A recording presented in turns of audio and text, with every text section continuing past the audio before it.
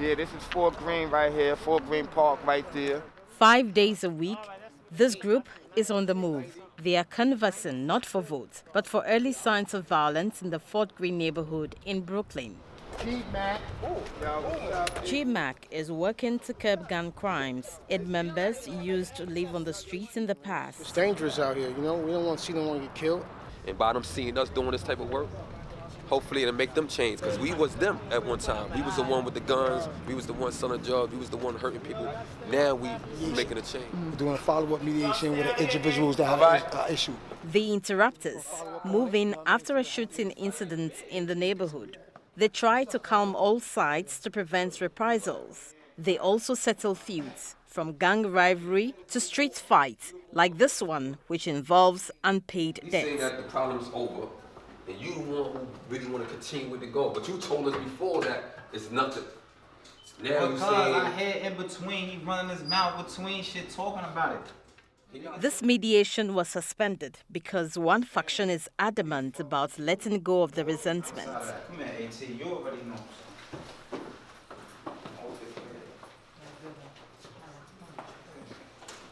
Yo, we see you later, bro. You just let them do that aside. It has no connection with gang rivalry. It is a personal dispute that, when left unresolved, could spark violence. People started talking about the situation that, you know what I'm saying, that he owed them some money and all of that. Okay. So, you know, nobody wants to be put out there like that. So then that starts a problem. You know what I mean? Now I'm not paying. Now what I got to do? You know what I'm saying? That leaves the guns. That leaves all types of shit out here. That's how that gets solved. So these guys are hard to stay in the street. It was like us. We know what it is. So next move is being able to get them in the same room. Once we get them in the same room, you know what I mean? Then that mediation will be completed, because then we can step back out. The violence interrupters work in this community is based on the Cure Violence model, which started in Chicago more than 2 decades ago. Research shows a reduction in shootings and killings by more than 70% in 7 communities where the program was implemented. And it's now practiced in at least 25 cities across the U.S. This group's work in Fort Greene is almost a year old, and residents can see results. We need more like them. Without them, I don't know where a lot of situations out here be going. They're official tissue right here. What's up, family? Yeah, best thing that we had in the hood right here, next to cooked food. You feel me?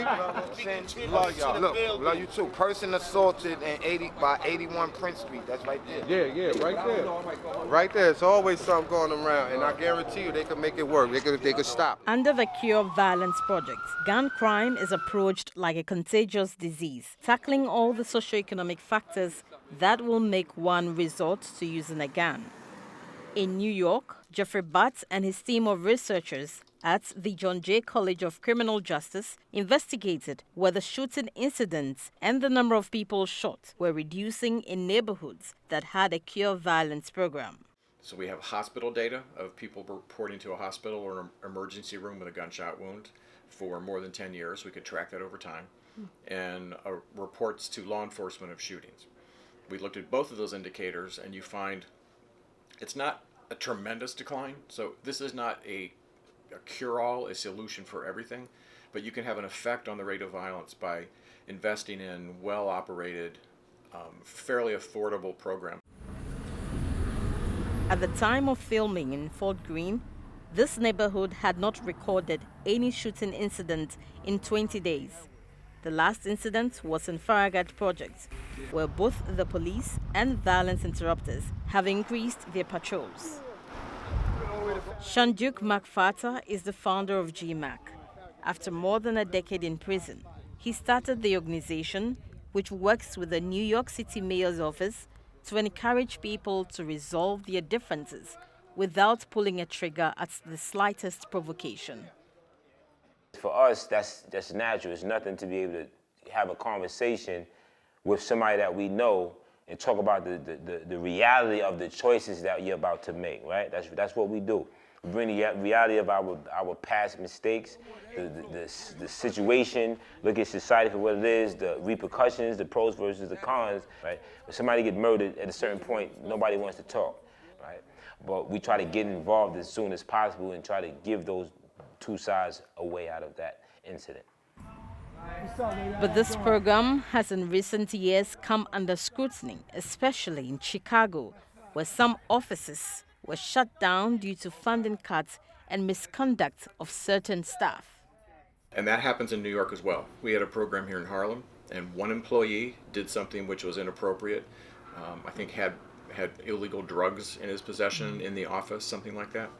And the city responded by shutting down the program and pulling the contract. And I always say, can you imagine if that were to happen every time there was one incident with one police officer who did something wrong? We don't close down police departments because of one problem. People need to start appreciating the fact that this is an asset that can be valuable to a neighborhood, but it has to be grown and nurtured.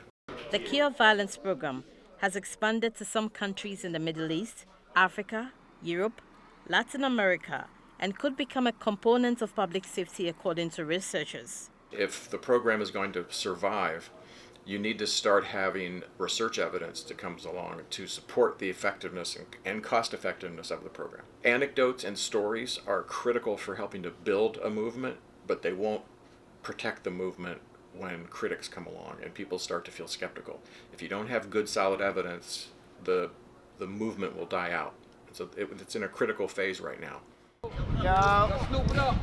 For now, the priority of GMAC is to intervene before any crime takes place, one neighborhood at a time. I'm gonna ride these high-risk kids. We trying to keep them out of trouble.